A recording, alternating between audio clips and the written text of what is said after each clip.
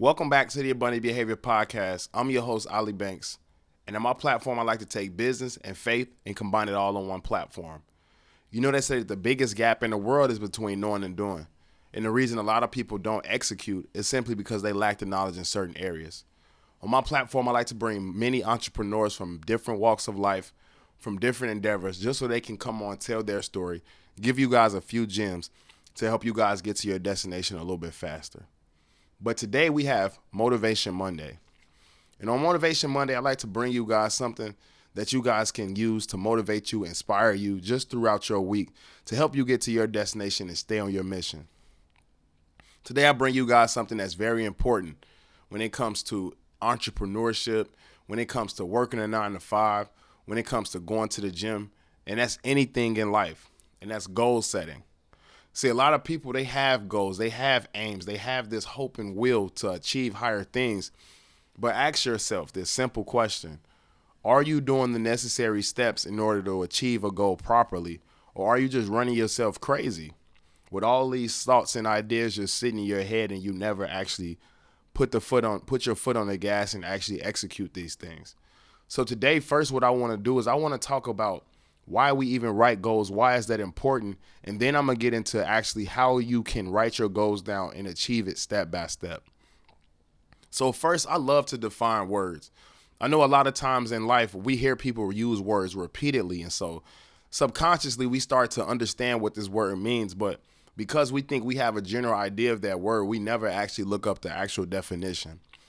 One thing that my mentor always told me that always stuck with me, he said, Ali, perspective drives performance. So what does that mean? If you look up the actual definition of what a goal is, it can give you a different perspective for goal that you've never even realized. So when I looked up goal in a dictionary, it said the object of a person's ambition or effort, an aim or desired result. So two things that stood out to me was ambition or effort. And it said the object of a person's ambition or effort. So your goal is going to be the result of your ambition and your effort. So what does ambition mean? A strong desire to achieve something, typically requiring determination and hard work.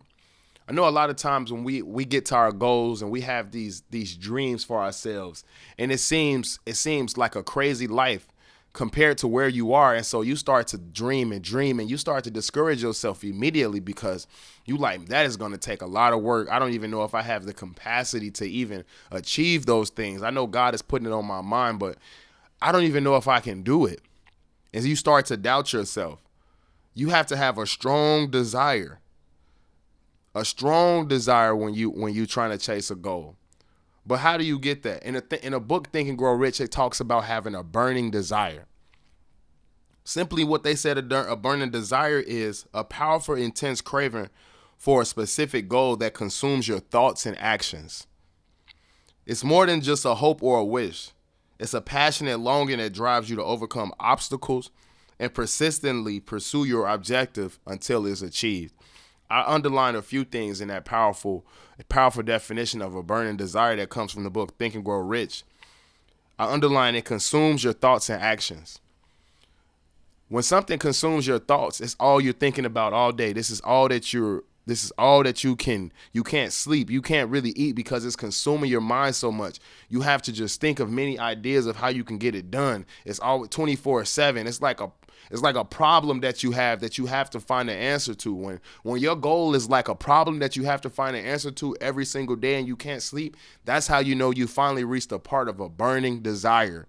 Like that's a burning desire. Like I can't eat, can't sleep, can't think. Like what can I do to achieve this goal?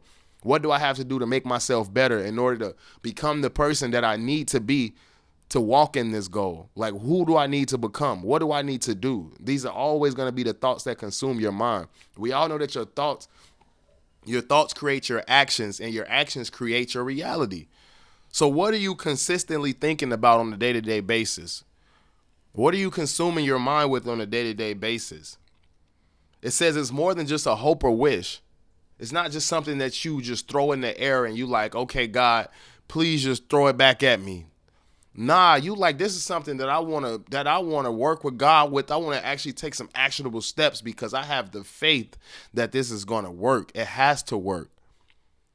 Worst case scenario, we win. This is the thought process that you have to be in when you have a burning desire to achieve a goal. It goes on to say, a passionate longing that drives you to overcome obstacles. So whenever you run into adversity, this burning desire is so strong that even when you run into tough times, you keep going through that wall. And you keep going. And you steady climbing this wall. You steady climbing this wall. Because this burning desire, like it says, it helps you overcome obstacles and consistently pursue your objective until it's achieved. So no matter what does that look like, no matter who gets in my way, no matter who supports me, no matter who buys from my brand, no matter who shares my video, I'm going to keep going because I have the faith that God is taking me to new heights, and I have a burning desire to achieve this because God promised this to me, and I'm not going to stop until I get that promise that God gave me. Right? But how do you even get to having a burning desire? Because you like, Ali, that's a strong passion. And like, people may be listening to this video and they like, man, I don't even have a burning desire about anything right now. Like the only thing I have a burning desire for is my kids. The only thing I really have a burning desire for is my mom. Like a lot of times when people have burning desire, it's a feeling or emotion that they have for people that are physically here. You have to have that same emotion and same connection to your goals. So how do you do that? It's knowing your why, knowing the purpose of why you're doing something. They say if your why doesn't make you cry, then the price of success might be too high. What is that saying? The reason that you're doing something is going to remind you, it's going to drive you forward on those days where you don't feel like getting out of that bed. On those days where your family isn't supporting you. On those days where you're getting all of these no's. Nobody is buying from your brand. You in a negative in your account. You don't even know if the videos that you're uploading are getting views. You feel like everything you're doing has no effort, but because your why is so strong, you continue and continue and continue to push through and push through and push through. See, if your why is connected to something that's materialistic, you might quit within the first 2 days. Oh yeah, I'm gonna go get me this new car I've been looking at. I'm gonna grind hard and I'm gonna get these shoes. I'm gonna go ahead, I'm gonna save up for this trip. And when the going gets hard and whatever you're pursuing, because it's something that's so materialistic, it has no real value, has no real connection to your heart and your purpose and your soul. You like, whatever, I get that car another way, or I get that car some other time. I don't really need to go down that lane. Maybe it just wasn't for me. These are the things that you start to tell yourself because your why is so surface level. Your why has to be deeper than surface level in order for you to continue to strive through. Because you're going to go through some growing pains when you're chasing your goals. Those no's from people aren't going to feel good in the moment. Not being able to sell your brand is going to annoy you. Having people that you know personally that don't support you, that you've had face-to-face interactions with over and over, that you've personally helped not even share your business, is going to aggravate you. It's going to make you want to stop. It's gonna have the enemy creep up in your mind and start telling you that it's not working. This is something that you should not be doing. You should go back to that job. You're wasting your time. But if your why is connected to something like, my mom is still in the hood, she's still struggling, she's still working, she has health problems, we need to be able to afford the best doctors, the best lawyers. I have a cousin who needs my help. They're in jail. They need this. They need that. My mom is sick. I want to put my son in the best schools because growing up, I wasn't in the best schools and it messed up my education. And so my burning desire, my why comes from me wanting to give my son the best education that I could ever imagine possible. Now, those are things that are going to continuously propel you forward when the going gets tough. When adversity hits, that why is going to push you forward. But if adversity hits and somebody tell you, nah, man, I don't want to support your business, you get the thing like, bro, I really wasn't in it for real for nothing, no way but some shoes. So you're right, bro. It probably wasn't even meant for me anyway. Deep down inside, you really wanted this business to work. Deep down inside, you went to your friend with the hopes of him telling you this business is a great idea. I think you should go crazy with it. You went to him for reassurance. But when you have that reassurance with God and your why is deeper than just a pair of shoes, Your friend telling you no isn't going to stop you. You know, I got to go to somebody that's going to tell me yes. And you're going to get through all them no's until you find that yes, because it's that why is driving you forward. Remember, if your why doesn't make you cry, then the price of success just might be too high. Right? So let's get biblical real quick.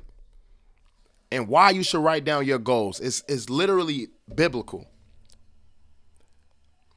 In Habakkuk 2, it says, "Then the Lord replied, write down the revelation and make it plain on tablets so that the herald may run with it." What is he saying? When you write something down and it's in plain sight, there's no confusion about what direction you need to be going. There's no confusion about what needs to happen. There's no confusion on about who you need to become to make this happen. It's written down right in front of you. It's plain. It's just like a law when you write it down. When you see something written, it does something to your subconscious mind. It's a written law. At this point, you know what you need to do. You either going to fold and go forward, or you're going to break and go backwards. So he says, write down the revelation and make it plain on tablets. What does he say? Make it plain. It's no confusion when it's plainly in front of you, when it's plainly written. It goes on to say, for the revelation awaits an appointed time. How many times we write something down or we have a goal and we want it to be done right now?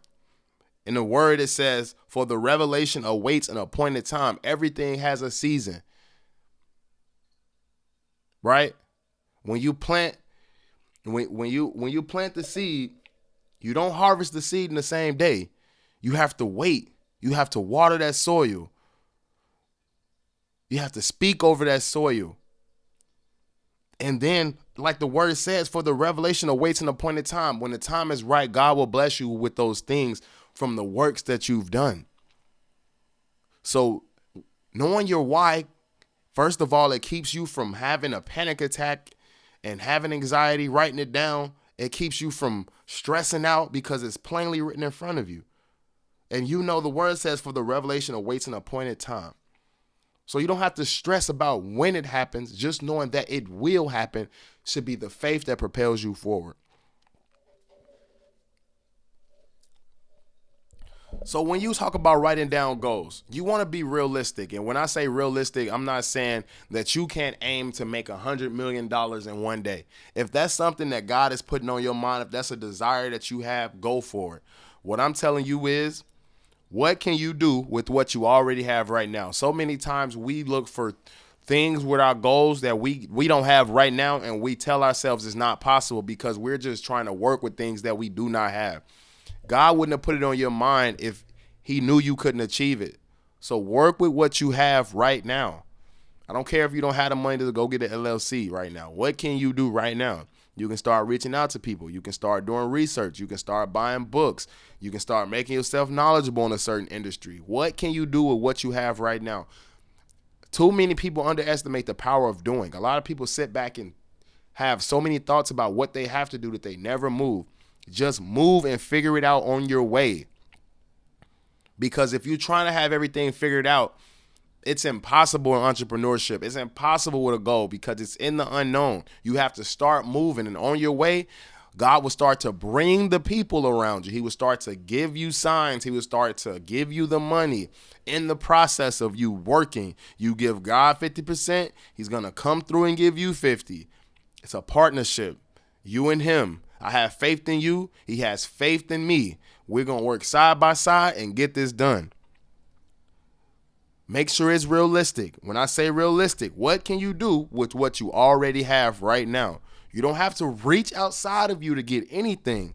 Work with what you have right now, and on your way, God will give you the rest. I want you to be specific. When you have goals, you can't just say, I want to be rich. What does that look like? How much is rich? Is there a specific dollar amount? Is this financially? Is this spiritually? What does rich look like for you? Do you want a Rolls Royce? What color do you want it to be? What color do you want the seats to be? How big do you want your bathrooms to be? Do you want marble tile? Right? Do you want brick? Do you want a big driveway? Do you want a gym inside? What do you want in a gym? Who do you want living with you? Are you going to have a cleaner? You have to be very specific with your goals because it's going to show you exactly where you need to go. My mentor used to say, man, we should look at our goals like a GPS. When you get into the car, if your GPS doesn't have your current location, how can it ever give you an amount of time or a roadmap to the destination? It can't. You have to figure out exactly where you are and the steps that you need, specific steps that you need to get where you are. Because a lot of times when you aim vague, you get vague results. Vague goals turn into vague results. I just want to be rich. So now you're doing a bunch of things to try to be rich. When you could have specifically aimed, this month I want to save $200. This month I want to save $200. This month I want to save $2. Then I want to take that $6 and I want to put it to this. Then when I get that back from that $6, I want to take that and I want to take that amount, put it here. But I want to take this amount, put it there. While that's doing that, I want to have this here, that color. Look, you have to be very specific when you're chasing your goals to the T. To the T. When you are imagining and envisioning, I want you to close your eyes and actually imagine yourself in your dream home, surrounded by the people that will be there, surrounded by how it looks. Even attach a smell to it. Will it be dinner cooking that night? Will you smell your husband's favorite cologne? If it's you, man, will you be wearing your favorite cologne? Or maybe you're wearing your favorite perfume. Do you have on your favorite color that day? Who is the first person you're going to call when you get that message that your dream home is finally built? These are things that you need to sell yourself. Sell yourself the dream. Be very specific. Work in your imagination. Too many people are working in the physical. Spiritualist works in the spiritual world.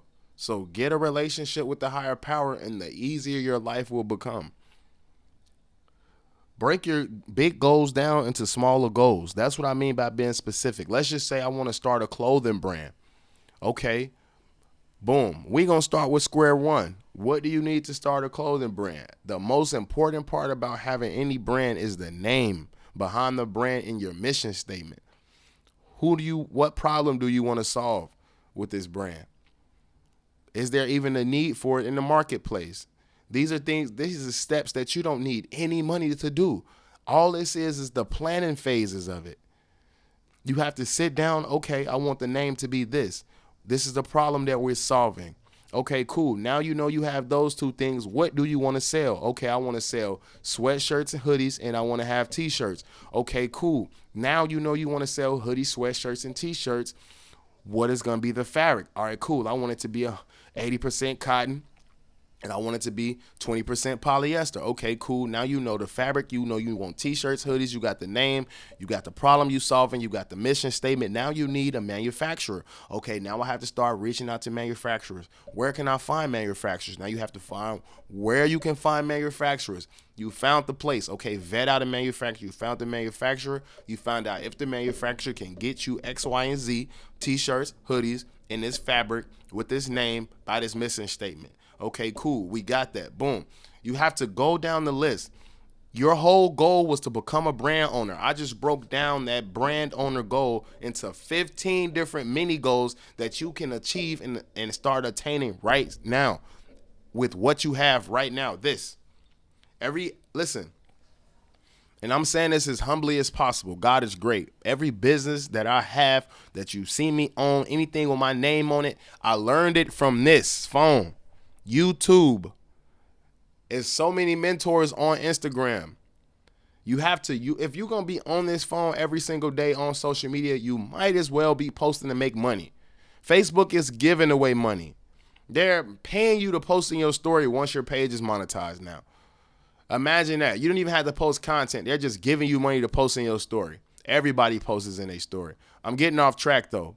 What I was getting at was everything that you need to achieve is right here. You don't have to go looking for the best schools, the best course. Listen, get on YouTube. It's free. Do what you can with what you have right now and stop making excuses for yourself.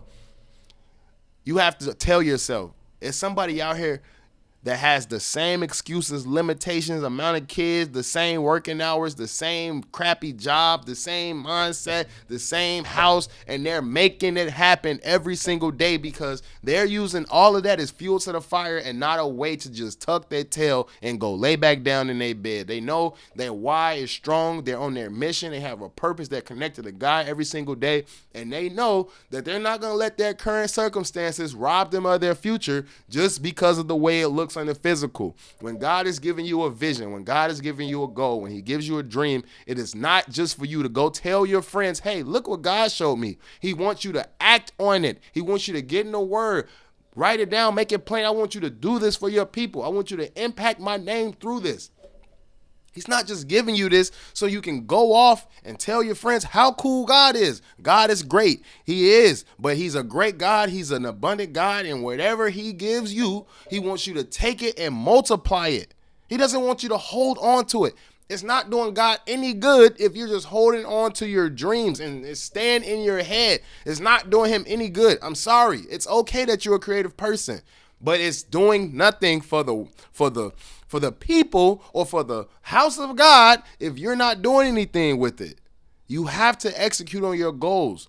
It gets to a point where it's like God is tugging at your coattail. He's tugging at your spirit. He's telling you to do this over and over and over and over again. And you're ignoring them, and you constantly asking yourself, why am I dissatisfied? Why are all my friends ahead of me? Why does it seem like my life is so bad? At the end of the day, it's because you're not serving God with the passions and the gifts that he has blessed you with. So you have to be very specific with your goals. But why is writing them down so important? It activates this RAS system in your brain. The RAS system is your reticular activating system. And this is something that I just learned. I already knew what this was, but I never knew the name of it. The reticular activating system is the things that when you write it down, it activates this in your brain, and it allows you to attract the people, the opportunities, the places that you need to make that dream happen or that goal happen. I know you've probably was thinking about buying some shoes, or maybe you bought some shoes, or you was thinking about buying a car, or maybe you bought a car, and ever since you bought that car, those shoes, or thought about it, you see that car everywhere. That's your reticular activating system at work right there. So when you write your goals down, it does something for you. It sticks to your subconscious mind. It's reminding you, hey, we have something we need to achieve, something that's connected to your why. It's connected to your spirit, so it's always going to be in the back of your mind. That's what's tugging at your spirit. It's God saying, hey, buddy, we got some work to do. You going to do it today? You going to write something down today? What we going to do? Right? Reduce anxiety. It activates your reticular activating system. It anchors your subconscious mind. Your perspective drives your performance. Like I said, the way you view what you do determines how you do what you do. I definitely appreciate you guys for coming on here and viewing this Motivation Monday. I hope that this helps you on your walk. I hope this helps you on your journey. And stay tuned for the next episode because we're only getting better. Thank you.